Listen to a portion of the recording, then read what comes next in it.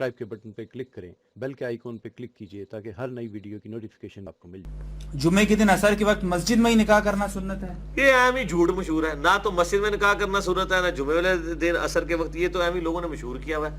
ویسے اگر کوئی آپ سمجھتا ہے مسجد میں کرنا چاہتا ہے ضرور کرے، اس طرح کی کوئی حدیثوں میں نہیں ملتا کہ مسجد میں ہی سنت ہے۔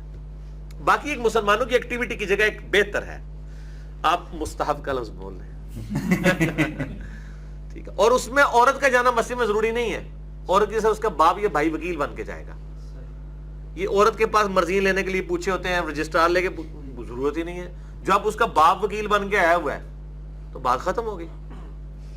جو ماں باپ بچوں کی جو ہے اصرار کے باوجود شادی نہیں کرواتے، بہانے یہ ہوتے ہیں کہ ابھی بڑی بہن بیٹھی ہے یا بڑا بھائی بیٹھا ہے، اور اگر اس صورت میں بچہ خدا نہ خواستہ کسی بد فعلی میں مبتلا ہو جاتا ہے تو ماں باپ گناہ گار ہوں گے؟ وہ اچھا تو ہوگا ہی ہوگا لیکن ماں باپ بھی ہوں گے۔ نہیں، بچے کے لیے یہ ہے نا، وہ حدیث شریف میں ہے نا کہ وہ روزہ رکھے، صحیح بخاری مسلم میں حدیث ہے، اور اس کے ذریعے جو ہے وہ اپنے معاملات کو سیٹل کرے، تو ماں باپ کو نہ خامخواہ اس معاملے میں رگڑے۔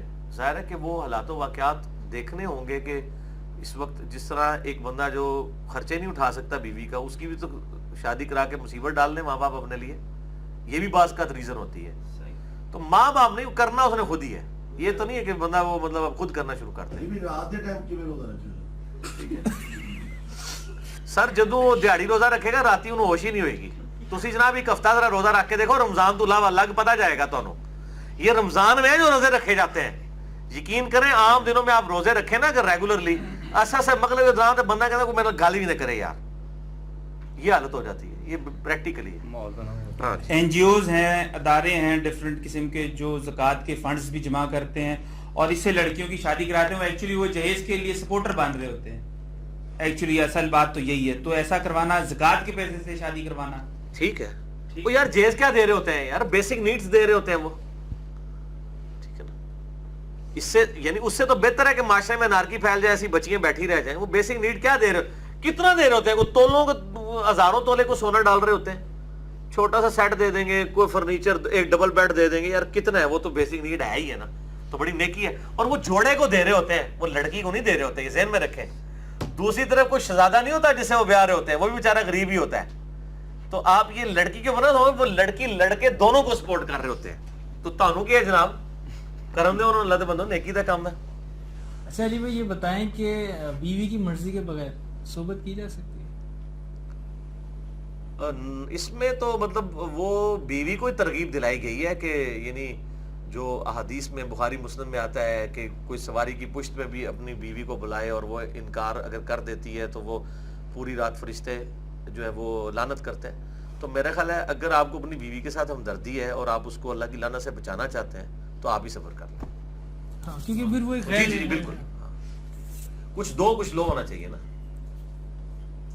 شادی کے بعد جوائنٹ فیملی سسٹم میں رہنا ضروری ہے، جبکہ حدیث میں آتا ہے کہ دیور موت ہے، تو اس بہتر تو ہے کہ جوائنٹ فیملی سسٹم اس حوالے سے نہ ہو کہ بھائی سارے یعنی شادی شدہ لوگ ایک جگہ پہ رہ رہے ہوں، بہتر تو ہے کہ علیحدہ رہیں، لیکن یہ علیحدہ رہنے سے مراد قطعاً یہ کوئی نہ نکال لے کہ ماں باپ کو اٹھا کے باہر پھینک دیا جائے، لوگ اس طرح بھی رزلٹ نکال رہے ہوتے ہیں۔ ماں باپ کی ذمہ داری یقیناً آپ کی بیویوں پہ نہیں ہے لیکن آپ پہ ہے،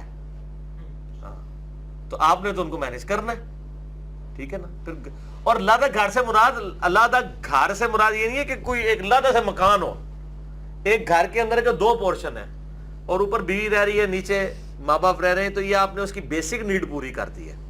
لیکن ذرا مسئلہ پھر آ جاتا ہے کچن کے اوپر، جب کچن کمبائن ہو جاتا ہے تو وہ پھر گھر ایک ہی بن جاتا ہے، مصیبت لگ پھر وشکار ہی رہتا ہے۔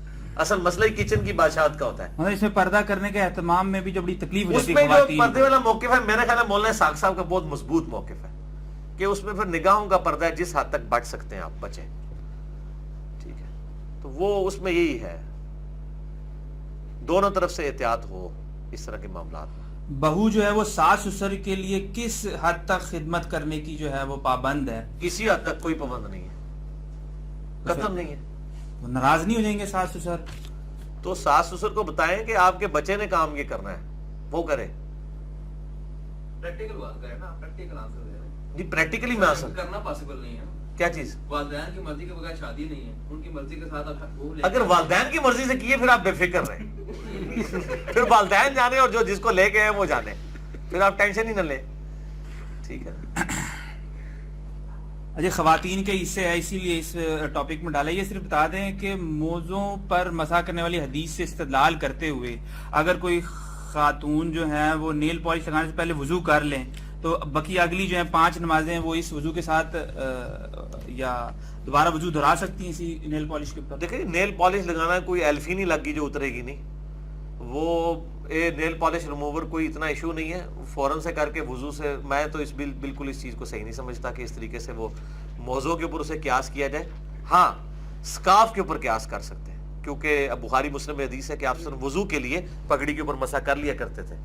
تو اگر ایک عورت حجاب میں رہتی ہے سکارف میں اور بار بار ظاہر اس کے اوپر وہ قیاس کر سکتی ہے.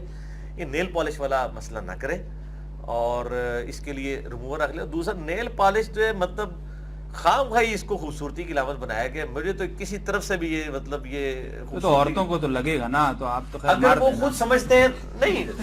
عورتوں کو دیکھیں، عورتوں کی خوبصورتی سب سے بہتر مرد جج کر سکتا ہے.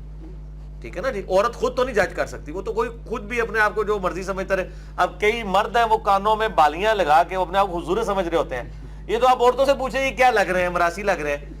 تو وہ میں اس لیے کہہ رہا ہوں کہ مجھے نہیں سمجھ آتی اس کے اندر کیوں اتنی زیادہ لوگوں نے اس کو مصیبت بنا لی ہوئی ہے. بلکہ مجھے کو بتا رہا تھا وہ پاکستان میں کسی نے نیل پالش منگوائی تو وہ اس میں کوئی کیمیکل صحیح نہیں ڈلے ہوئے تھے تو وہ چپکتی مطلب وہ ہاتھ اتار کے تو مطلب ہاتھ سے ہی اتر جاتی تھی. وہ اس کی بک نہیں رہی تھی.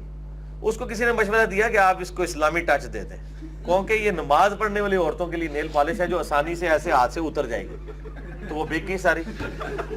تو نماز یعنی یہاں پہ ریلیجن کے نام پہ آپ کو کبھی بھی دھوکہ دیا جا سکتا ہے اور یہ بکتا ہے، چلتا ہے کام کہ یہ نمازیوں کے لیے نیل پالش ہے. بہرحال اگر کوئی اس پہ کر لے اس طرح سے کوئی خاتون تو اس پہ کوئی آپ کو مطلب نہیں مجھے بالکل اعتراض ہے. اس کی وجہ کہ یہ کوئی شرعی دلیل نہیں ہے. دیکھیں وہ میں بتاؤں اس کے لیے تو آسانی تو سر ہے. ایک منٹ موزے یا جرابیں تو ضرورت ہے سردی سے بچنا. یہ کون سی ضرورت ہے؟ یہ نمائش ہے جو انہوں نے مسجد والا مسئلہ پوچھا. یہ غلاف کعبہ والا چکر ہے اس کے اوپر سونے سے تار سے کرنا. یہ تو مطلب اسائے ہے. یہ کون سی ایسی ضرورت ہے؟ کوئی ایسی ضرورت نہیں ہے. اور اللہ نے دیکھے ہاتھوں کے اندر کتنی قوت برداشت رکھی ہے کہ ہاتھوں کا مزہ نہیں ہے. ہاتھوں کو آپ نے دھونا ہی ہوتا ہے. اور حقیقت بات ہے کہ وضو میں پاؤں دھونا سب سے مشکل ہوتا ہے سردیوں میں. باقی سارا وضو آسان ہوتا ہے. بلکہ پاؤں آپ کے موزے پہنے ہوئے ہو نا یا جرابیں آپ کا سمجھے آدھا وضو ہوا ہے ایسے وضو ہو جاتا ہے. کیونکہ پاؤں ایک بار جب آپ دھو لیتے ہیں نا 2 گھنٹے پیر گرم نہیں میرے تو نہیں ہوتے انج ٹھنڈے ہوتے نا واپس آنے ہی نہیں اس ٹیمپریچر دے ہوتے. تو اس لیے جدھر آسانی تھی وہ دی ہوئی ہے. اور یہ کون سی اتنی آگ لگی ہو؟ یہ کون سی عورت ہے جس نے روزانہ یہ کرنا اور روزانہ اس کو ایشو ہوتا ہے؟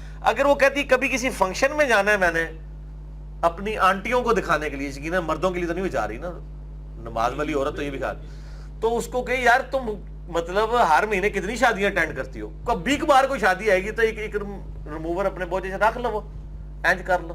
اور عموماً آج کل تو ایشو ہی نہیں. کراچی میں تو رات کے وقت شادی ہوتی ہے نماز تو ہوتی ہی نہیں ہے. تسی کیڑا مسئلہ ہے تھریٹیکل مسئلہ پوچھ رہے ہو اس ٹائم کیڑی نماز آندی ہے. اور عورتوں کو یہ آپ بتائیں کہ نیل پالش والے ایشو میں نمازیں جمع کر لیں. اگر وہ دن کے وقت ہے وہ زور اثر جمع کر کے چلی جائے، اثر پڑھنی پڑے گی وہاں پہ. اور گھر آ کے مغرب عشاء راتی پہ ہمیں 2 بجے جمع کر لیں. لو ہاں مسئلہ ہی حل ہے. آپ سولوشن دیں نا. نمازیں جب جمع کریں گی کیونکہ آپ صحیح مسلم میں حدیث ہے نا بغیر خوف بغیر بارش بغیر سفر کے آپ نے مدینہ شریف میں زور و اثر اور مغرب عشاء جمع کی ہیں. 1633 آنورڈ حدیث ہے تو آپ جمع کر سکتے ہیں. یہ آسانی اور مسافر لو ہم مسئلہ ختم ہو گیا. آپ نے کہا پریکٹیکل سولوشن دے دیے. نہیں ان کو بتائیں بریلوی بھی صحیح مسلم مانتے ہیں. مسلم نہیں نا بریلوی تو مسلم نے کیوں نہیں مانتے؟ ہاں تو پھر انہوں نے سنی اور ٹنی نہیں سنی کرو نا انہوں نے دسو نا. اس کا ذرا سا تفصیلی جواب دے دیجئے گا. اور میں آپ کو بتاؤں جب مطلب کی باری آتی ہے یہ ہو بھی جاتے ہیں. شیخ زبیر صاحب نے بتایا اور یہ بالکل سکھا راوی نے وہ کہتے بتایا کہ کراچی میں ایک مسجد تھی. وہ مسجد بنوائی بریلویوں نے، امام رکھ لیا انہوں نے اہل حدیث. اور انہوں نے پتہ لگا انہوں نے کہا بھائی جی انہیں پہلے دن 8 تراویح پڑھائی. انہوں نے کہا جی تراویح تو ہوندی ہیں 20. انہوں نے کہا بھائی جی یہ تراویح جڑی ہیں نا مطلب 8 ہی انہوں نے کہا نہیں اسی تے 20 پڑھنی ہیں. انہوں نے کہا تہاڈا کر لینے ہیں. ਉਹਨੇ ਰਾਮ ਨਾਲ ਤੁਹਾਨੂੰ ਪਤਾ ਹੈ ਹਦੀਸ ਦੀ ਤੇ 8ਵੀਂ 20 ਬਾਅਦ ਖਤਮ ਹੁੰਦੀਆਂ ਨੇ ਤੇ 20 ਫਿਰ ਕਦੋਂ ਮੁੱਕਦੀਆਂ ਹੋਣਗੀਆਂ 2 ਦਿਨ ਦੇ ਲੋਕ ਬੜੀ ਤੀਸਰੇ ਦਿਨ ਉਹਨੇ ਕਿਹਾ ਕਿ ਉਹ 8 ਵਾਲੀ ਹਦੀਸ ਵੀ ਹੈ कोई अगर वो भी हदीस है तो ठीक है, वो भी चल जाएगा। तो मसला है कि जब आप उनको आसानी बताएंगे ना कि जमा करने वाली है तो ये करते हैं, जब आप इनको बताएंगे ये करते हैं, वो वेल करते हैं। मैं बताऊं, और कई बरेलवियों की मस्जिद में कितने बरेलवी हैं जो 8 पढ़ के चले जाते हैं, वो कैसे कायल हुए हैं? उनको अहले हदीस ने किया हुआ चले जाते हैं ना, और वो मतलब रवायदान के बगैर नमाज पढ़ रहे तो उनको अहले हदीस ने तो नहीं कायल किया हुआ ना, उनको पता यार 8 वाली भी कोई है काम, इतने मान जान के। अभी 2 साल पहले या 3 साल पहले रिकॉर्ड गर्मी पड़ी थी कराची में, जो बहुत ज्यादा रमजान में पड़ी थी, तो लिटरली ऐसा ही हुआ था। जब वो वजू खाने की तरफ लोग आए, दावत इस्लामी की मस्जिद है, वहां बैठे हुए बोल रहे हैं यार हार्ट भी होती है वैसे हार्ट भी होती है वैसे। अच्छा जी आगे चले जी, इसका जरा सा तफसीली जवाब दे